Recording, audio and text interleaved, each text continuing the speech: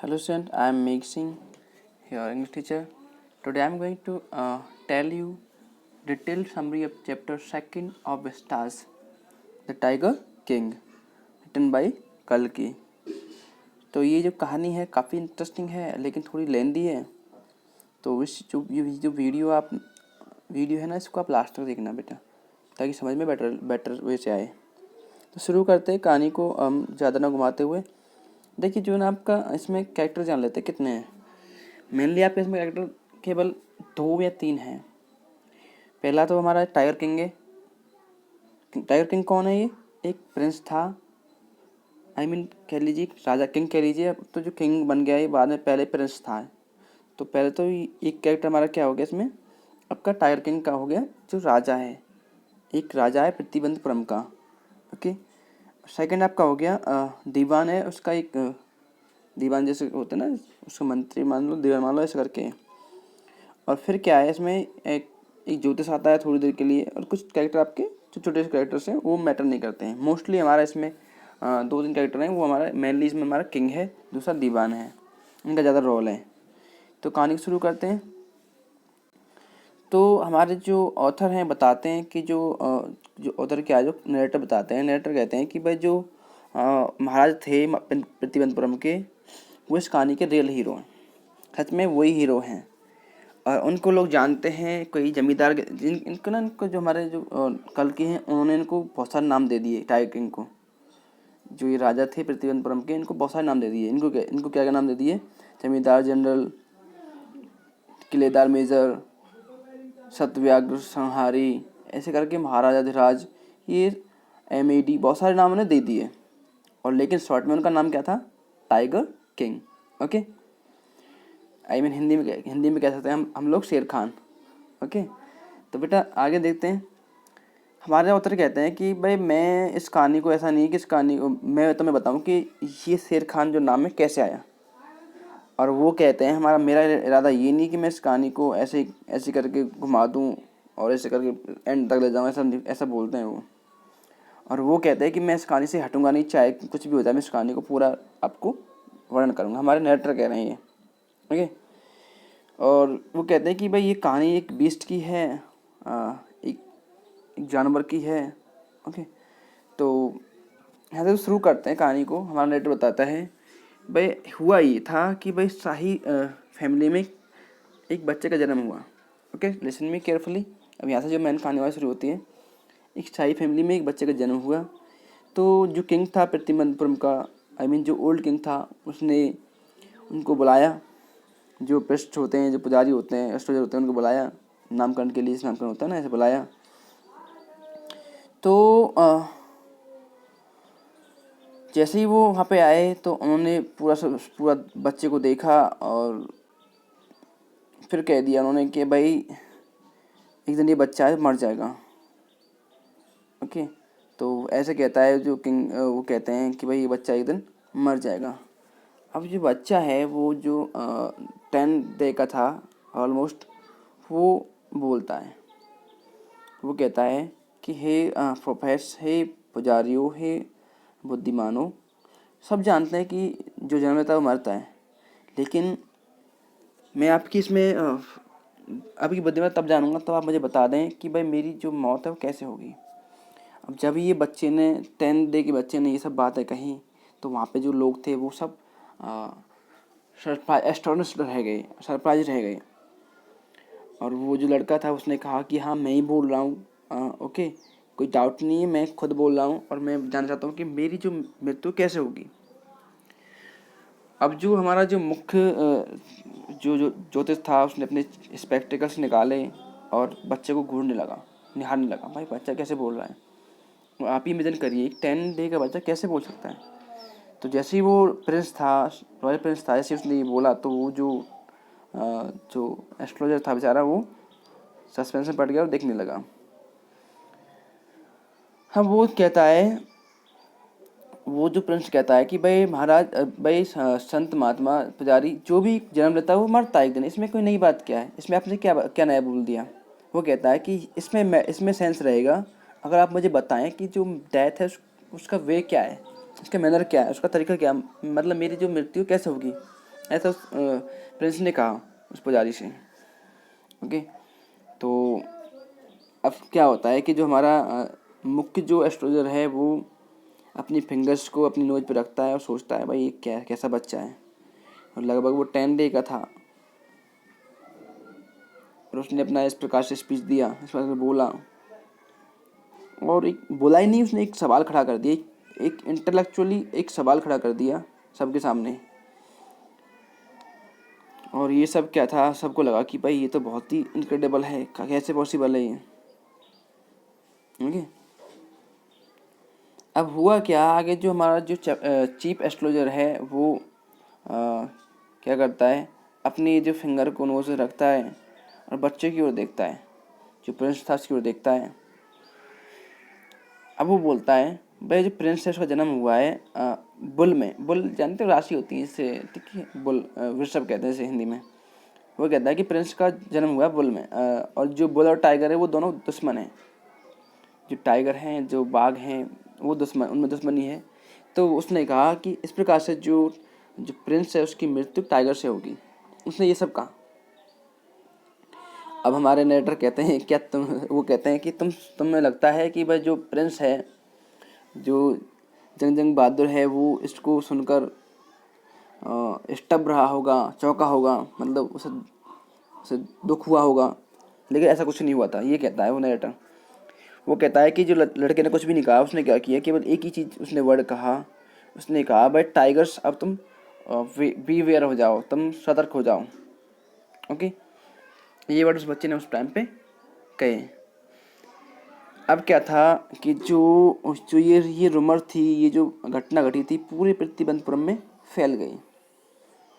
Okay, तो आगे क्या हुआ, जैसे ही जो क्राउन प्रिंस था, जो जंग बहादुर था, वो बड़ा हुआ और उसने days by days, year by year pass होते गए और वो बड़ा होता गया।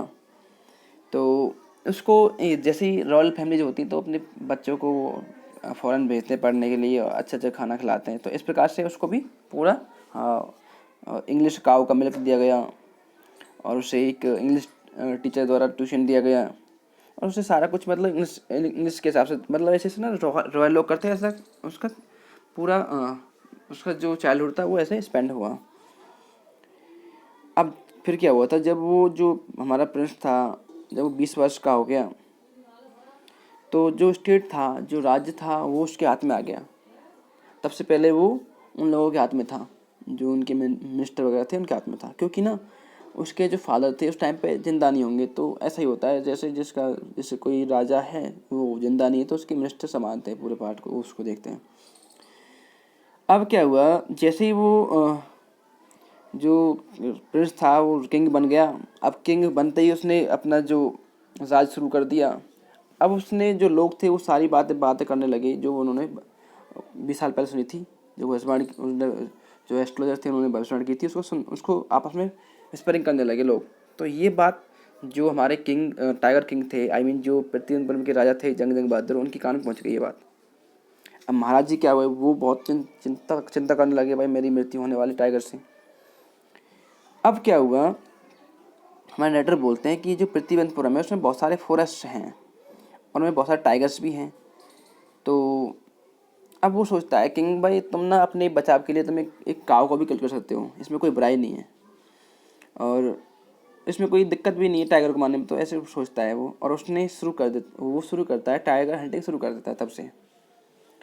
अब बच्चे आगे होता है क्या है कि जो महाराज था वो जैसे उसने टाइगर को मारा तो वो बहुत खुश हो गया, बहुत थ्रिल हो गया और उसने उस वहाँ के अपने जो ज्योतिष थे उनको बुलाया, उनको मरा हुआ टाइगर दिखाया।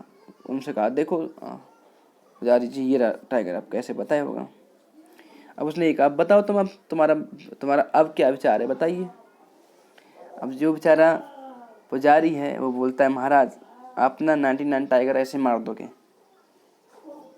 लेकिन जो 100वां टाइगर है उससे आप सतर्क रहना। पहले तो क्या है वो बोलता नहीं पुजारी 99 बोल के, लेकिन जो किंग है उसको फोर्स करता है, उसे धमकाता है। वो बोलता है कि महाराज 100वां जो टाइगर है वो तुम्हारी मौत का कारण बन सकता है।